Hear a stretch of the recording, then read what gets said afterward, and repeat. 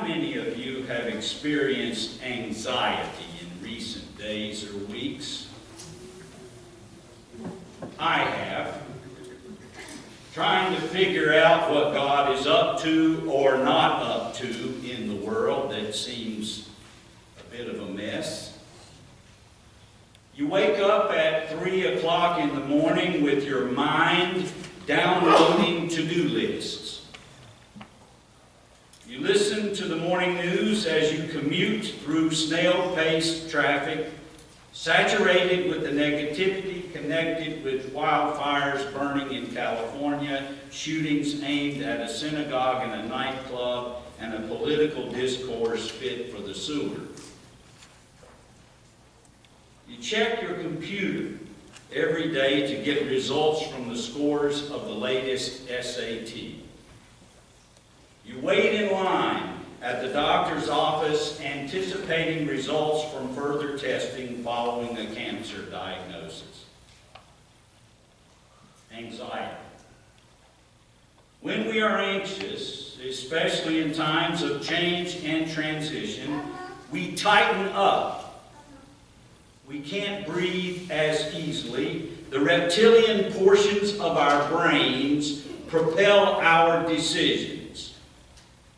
Anxiety chokes off our capacity to imagine the future or leads us to live the illusion that we can control the future with our own exact behaviors.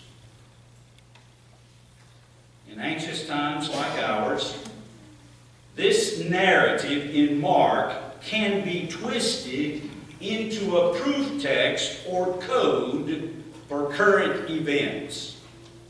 Some religious leaders try to read into newspaper headlines a doomsday picture of the future, making dire predictions in order to sway frightened individuals to repentance. Anxious times breed a search for easy answers and cheap novels that lead you to believe that the end-time sequence is all charted out. A lot of these people try to chart it out so exactly, and they leave very little room for ambiguity. And yet most of us each day live with a lot of ambiguity. Well, Peter, James, John, and Andrew are also anxious disciples. We can take heart in our shared humanity with them. They have just heard Jesus announce that the temple, the Herodian temple, the enormous center of religious life, will be destroyed. Not one stone will be left upon another.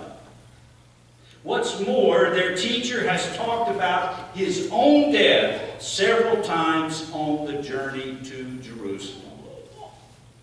So the disciples, feeling their bodies and minds constrict, ask, "Tell us, when will this be? What will be the sign of the end?"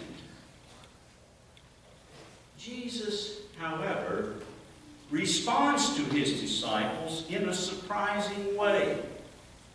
He non-anxiously tells them about the end times, but then he offers a twist of his own. "Do not be alarmed. This is but the beginning of the birth pangs." In speaking about tumultuous events, Jesus does not panic.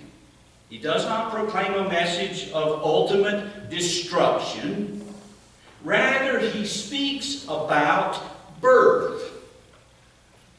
God takes what is horrible, God-despising, and grief-producing in our lives and communities and world, and fashions all of this hot mess into the birth pangs of a new creation. It happens on God's timetable. Something is being brought to birth, and it hurts.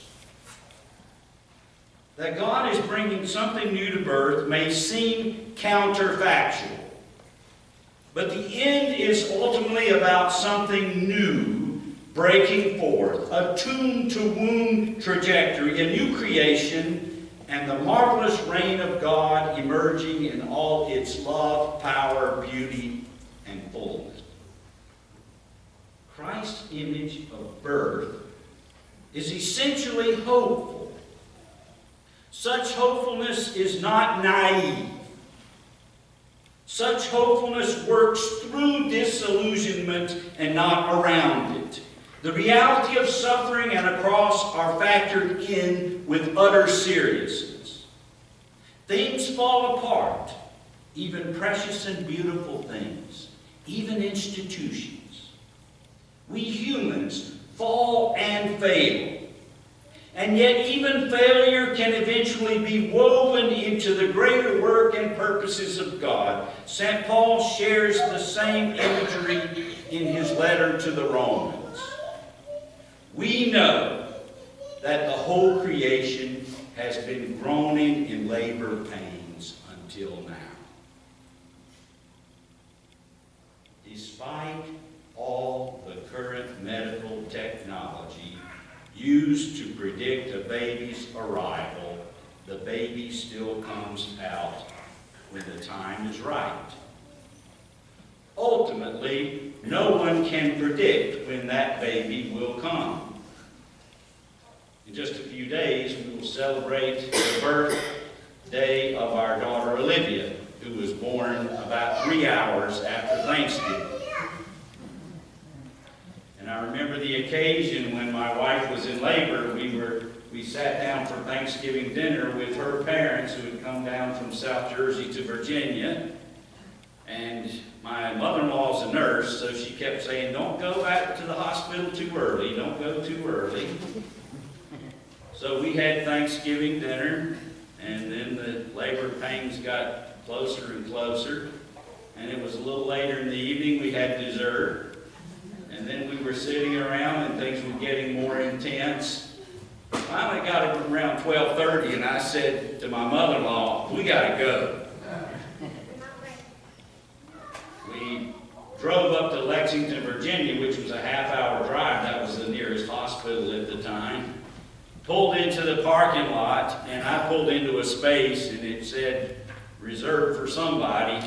It was right near the door, and I said, "Oh, I can't park there." And my wife said, "You better park there." So I parked there. We got into the hospital, and it wasn't too long before the miracle of our daughter Olivia occurred in this world. Ultimately, no one can predict when that baby will come. And it's messy. And it's chaotic. But the most important thing is to be ready and alert, not anxious. Jesus teaches us to be ready and alert for the messy birthing of a new creation.